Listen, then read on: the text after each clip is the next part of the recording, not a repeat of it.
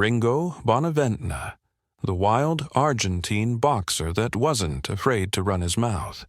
His story isn't just about knockouts and trash talk. It's a cautionary tale that pulls back the curtain on boxing's dark side. Think about it. A man who could take punches from Ali and Frazier brought down by a single bullet at a brothel. This guy wasn't afraid to stir up trouble. In fact, he loved it. Once calling Muhammad Ali a black kangaroo and boasting he'd knock him into next week. He will be shamed to show his face in Argentina after this fight. I will tell you Monday night, in the first clinch, I'm going to punish you. You will be punished. But here's the twist. All that tough talk couldn't save him from a situation that cost him his life. What finally silenced this big-mouth fighter for good?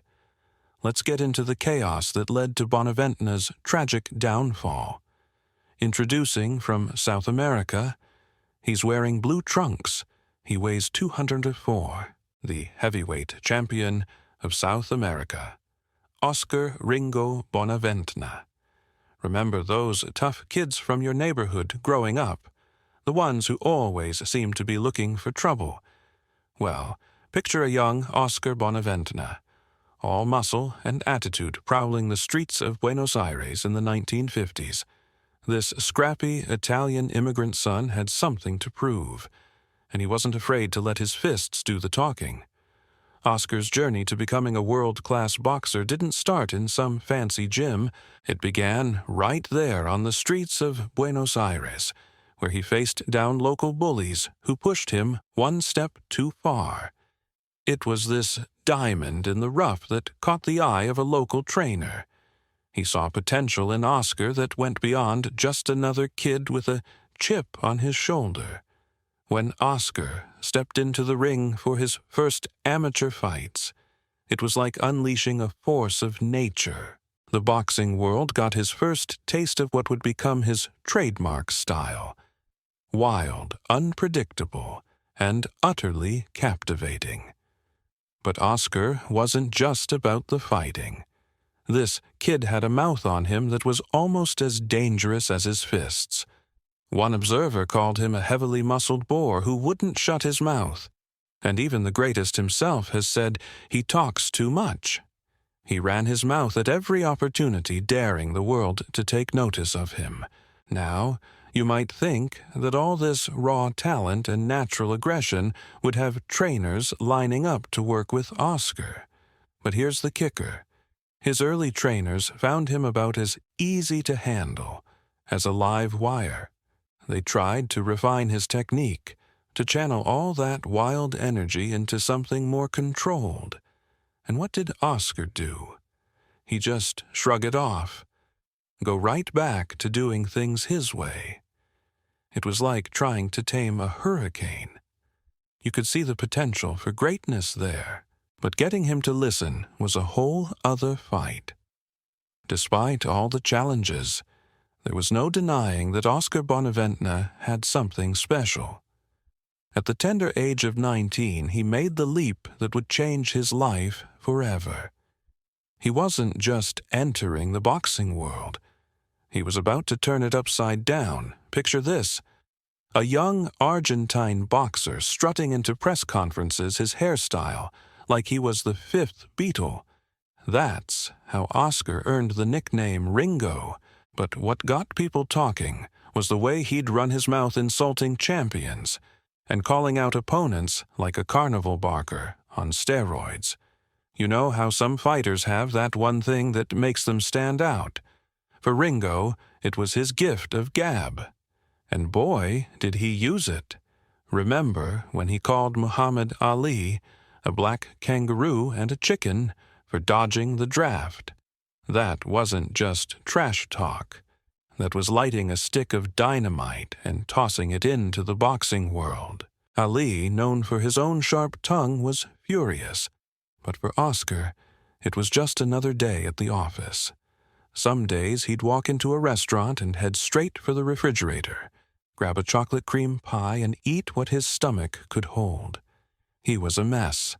abusive of the freedom of fame, and determined to live by his own set of rules. And if you thought that was wild, wait till you hear about the time he dressed up as Santa Claus. Yeah, you heard that right. This guy shows up on the streets decked out in full Santa gear and starts challenging sidewalks Santas to fights. It was like a boxing match, and a Christmas parade had a baby, and Oscar was right in the middle of it all. His wild lifestyle and taste for chaos wasn't just an act. This guy lived and breathed mayhem. It was like he couldn't help himself. 1 minute, he'd be training for a big fight. The next, he'd be causing a scene at a local bar. His reputation as a volatile figure in the sport grew almost as fast as his boxing skills. Some fans couldn't get enough of him, while others, and quite a few promoters, found him too hot to handle. Honestly, by the end of this video, you'll be left wondering how this guy made it alive to 33. His fights became events, spectacles that people couldn't ignore. It wasn't just about who would win or lose anymore. It was about what crazy stunt Oscar would pull next. All this chaos and showmanship caught the eye of American promoters. They saw dollar signs when they looked at him. Here was a guy who could not only fight, but could sell a fight like nobody's business, in a sport where hype is half the battle. Oscar Bonaventura was a promoter's dream come true. His early fights in America were a roller coaster. Take his fight against Zora Folley in February 1965. Folley was a highly rated contender, and he showed Ringo the ropes in a one-sided affair. But even when he lost, Oscar found a way to steal the show. His broken English and outrageous statements made him a media darling. Journalists couldn't get enough of him. Why not be enough? Speaking Spanish. Speaking Spanish. I know you have an issue. I see you win or lose. Oscar was always good for a headline. He'd strut into press conferences, spewing wild claims and insults that had reporters scrambling for their notepads. Remember how he needled Joe Frazier? Oscar showed up to a presser, started sniffing the air, and then gagged like he'd smelled something awful. The implication: Smoke and Joe had a personal hygiene problem. It was outrageous, disrespectful, and pure Ringo enter. Legendary trainers like Charlie Goldman and Gil Clancy. These guys had molded champions before, and they thought they could do the same with Oscar. But he'd nod along, agree to everything, then step into the ring and revert to his wild, swinging style. Despite his inconsistency, there was something about him that kept people coming back for more. Maybe it was the raw power in his fists. Maybe it was the way he could electrify a crowd with a single punch or a well-timed insult. Whatever it was, Bonaventure had that factor that you can't teach. His fighting style was unlike anything else in the heavyweight division. Rugged, wild, swinging, durable critics would say he was all brawn and no brain in the ring. But that's exactly what made him so dangerous. You never knew what Oscar was going to do next. Which leads us to our next brawl. Let's start with the Frazier fights. It's September 21st, 1966, and the boxing world is buzzing. Frazier's the rising star, undefeated and hungry. Bonaventure. He's the wild card, the guy nobody's quite sure about. In the second round, Bonaventure unleashes that raw power we've heard so much about. Boom! Frazier hits the canvas. Twice 2 knockdowns against Smoke and Joe Frazier. Who saw that coming? But Frazier, showing the heart of a champion, picks himself up. When the final bell rings, the decision goes to Frazier. But Oscar's shown he can hang with the best. The winner, by a split decision, Joe Frazier, cheering. Joe Frazier coming over to our microphone. They clash again in 1968. 1968. Smoking, Joe Frazier is making the second defense of his heavyweight championship in his hometown of Philadelphia. This time, Oscar tries a different approach. He's more defensive, trying to outsmart Frazier rather than overpower him, but Joe's ready for him. The beating Oscar takes is so severe, it becomes the stuff of boxing lore. There's a photo from that night that made it into Ring Magazine 1. Look at Oscar's battered mug, and you'll understand why they call boxing the cruelest sport. But the real test, the one that would define Oscar Bonaventure's legacy, was yet to come. December 7th, 1970, Madison Square Garden. In one corner, the Louisville Lip himself, Muhammad Ali. In the other, our Argentine wild man. This isn't just any fight. It's Ali's return after 3.5 years away from the sport. The eyes of the world are watching. He's the champion who has been labeled the fastest-moving heavyweight in the entire history of 1 century of world heavyweight champion. I wouldn't want to do too much bragging about it, but everybody that watches me fight, or everybody that has witnessed one of my bouts, they say that I am the greatest that they've ever seen. For 14 rounds, Ringo gives Ali all he can handle. Even in the face of Ali's legendary trash talk, he gives as good as he gets. The garden's electric, the crowd on the edge of their seats. Could Bonaventure be the one to tarnish Ali's perfect record? Ringo and the blue trunks with the red waistband. Ali and the red trunks with the white waistband. Then comes the 15th round. Ali, sensing victory, pours it on. He drops Oscar 3 times. The referee waves it off. TKO, victory for Ali, but here's where it gets interesting. In the heat of the moment, Ali doesn't go to a neutral corner, as the rules require. He's right there, ready to pounce as soon as Oscar gets up. It's controversial, sure, but it's also pure. Ali always pushing the boundaries, always finding a way to win. Even in defeat, Oscar earned something that night. Respect. He went toe-to-toe with the greatest of all time, and lasted until the final round. That's not something many fighters can claim. Patrick Connor, a respected boxing historian, put it this way. Ali saw the Bonaventure fight as a necessary step to prepare for his upcoming clash with Frazier. Think about that for a second. Ali, the greatest of all time, used Oscar. Bonaventure as a prep fight. Not because he thought he was easy pickings, but because he knew he was tough enough, durable enough to get him ready for Frazier.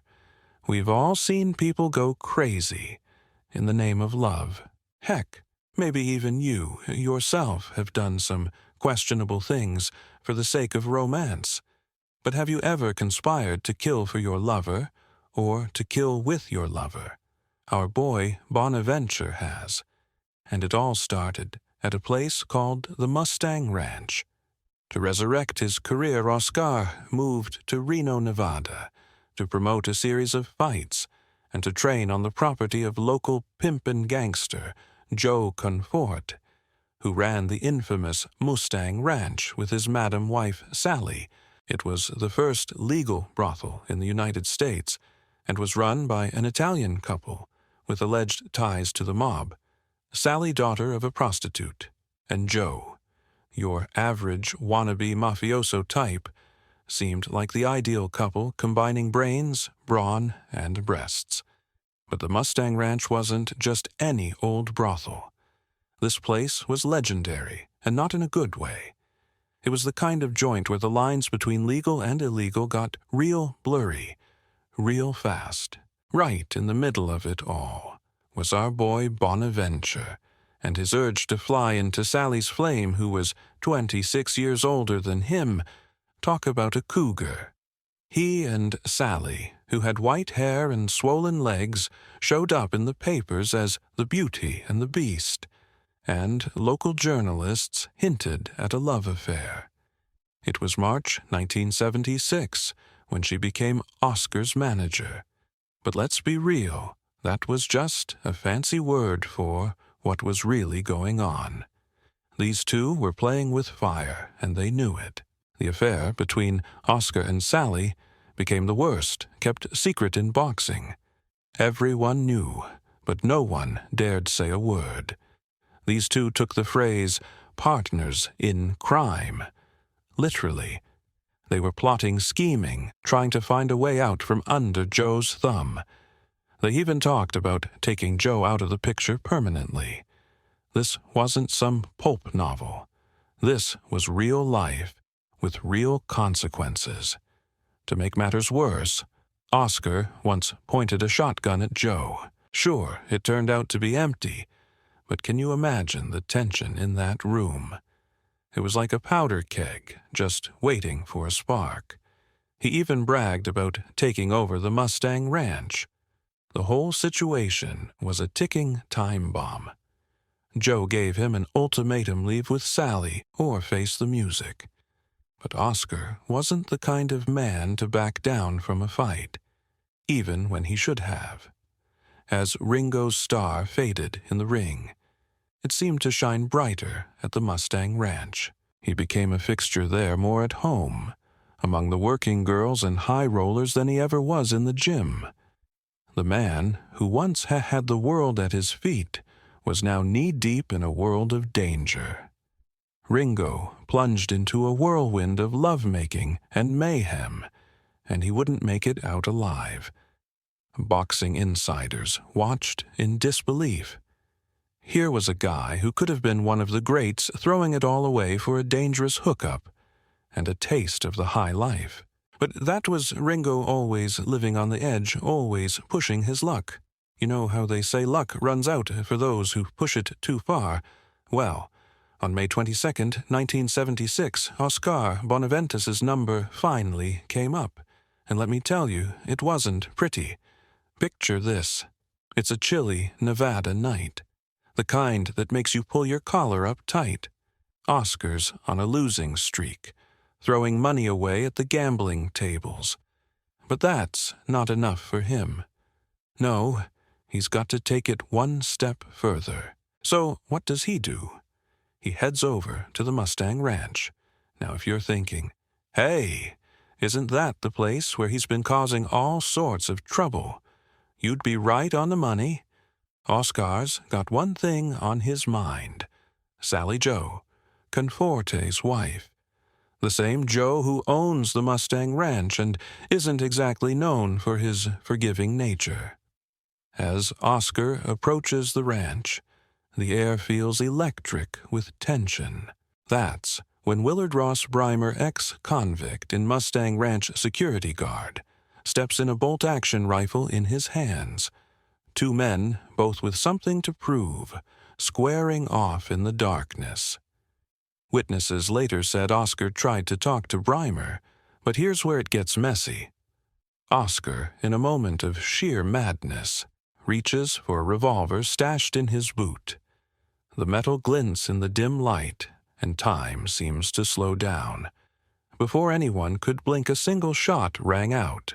Brymer had pulled the trigger, and just like that, the man who'd gone toe-to-toe with Alley and Frazier was down for the count 58, wins 44 knockouts, and 1 bullet. These numbers tell the story of a boxer who could take any punch, but couldn't dodge the bullet with his name on it. It hit Oscar right in the heart. He didn't stand a chance. Brymer later claimed he only meant to fire a warning shot. But whether it was intentional or not, the result was the same. Oscar Bonavena, the wild child of boxing, was gone in an instant. When it comes to love, we've all heard the phrase, "I'd die for you." Heck, maybe even you yourself have said it to the woman of your dreams. But Oscar took that phrase literally, and his death wasn't just the end of his story. It was the beginning of a whole new mystery. People started talking, and when people talk about a death at a notorious brothel, things get complicated real fast. Conspiracy theories started flying. Some folks were convinced that Joe Conforte had orchestrated the whole thing. After all, Oscar had been getting a little too cozy with his wife. The mystery of his death would continue to captivate for years to come. The aftermath was like something out of a crime novel. The world was still reeling from the shock of Ringo's death when the legal circus rolled into town. And let me tell you, this was the main event. Let's set the scene. Willard Ross Brymer, the security guard who pulled the trigger, is sitting in the hot seat. The prosecution's revving up for a knockout. But something's off. It's like watching a fixed fight, where you can see the punches aren't landing quite right. Now, Big Boss Joe steps into the ring to testify. He's singing the blues about how he regrets letting Bonavena crash at his place. Says Ringo got real chummy with his wife. Talk about airing your dirty laundry in public, right? But here's the kicker. It's like he's trying to paint himself as the victim. In all this, can you believe it? The trial takes a wild turn, and before you know it, Brymer's pleading no contest to involuntary manslaughter. It's like watching a heavyweight bout end with a light tap on the chin. And get this, Brymer gets sentenced to a measly 15 months. In the slammer, 15 months for taking out one of boxing's wildest characters. This sent Argentina into an uproar, its citizens demanding justice for their slain hero. It was like the whole world was crying foul, but the ref just wasn't listening. Now listen to this. Wild Bonavena cougar, chaser player, brothel lover had a wife, shocking. But you know, not really, since he was having an affair. Anyway, she wasn't about to throw in the towel. She comes out swinging with a wrongful death suit, gunning for a cool $7 million. She's got Joe Conforte and Brymer in her sights looking to land a haymaker for justice. You'd think with all the hullabaloo this case would be a slam dunk. Right? Wrong.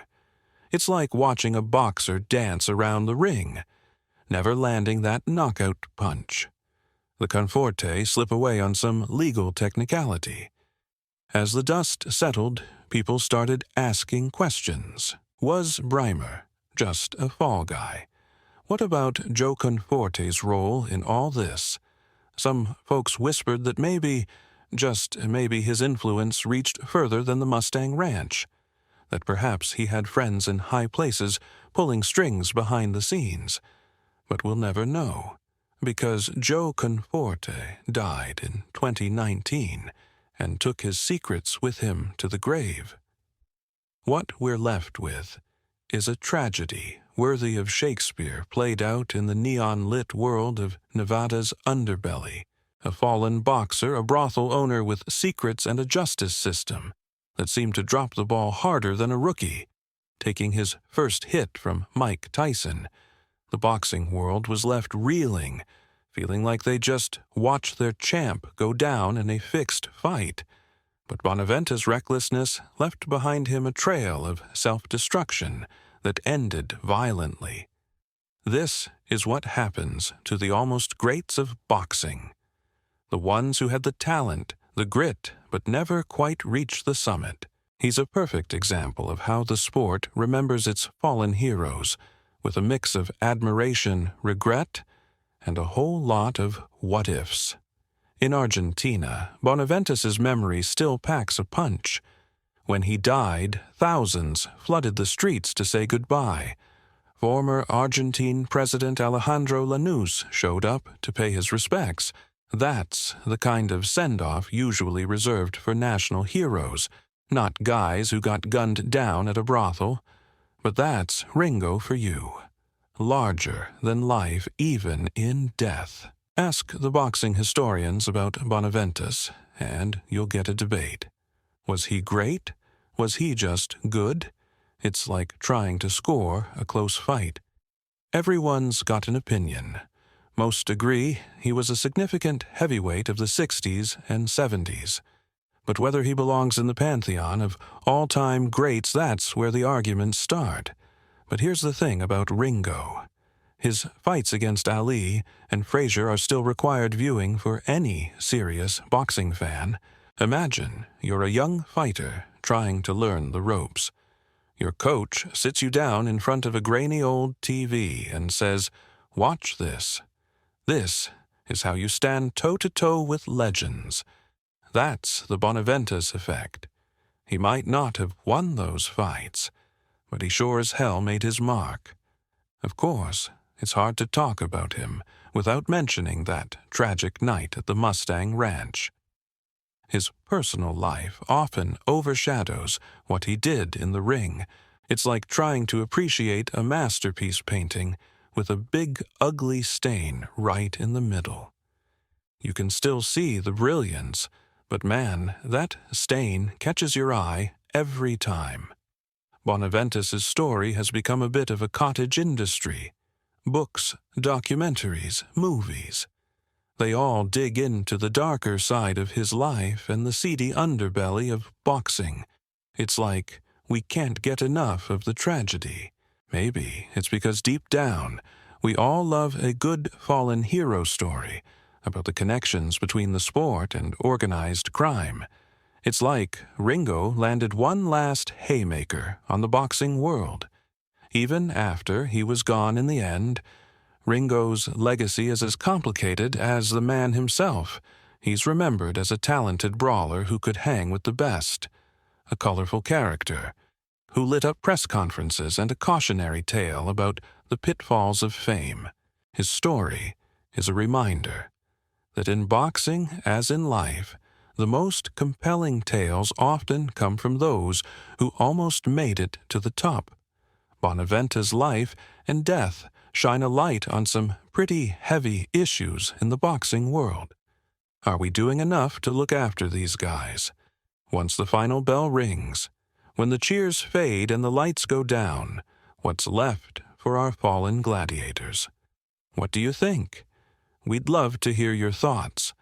So please leave a comment below, and if you like this video, don't forget to click the subscribe button so we can continue making boxing content like this.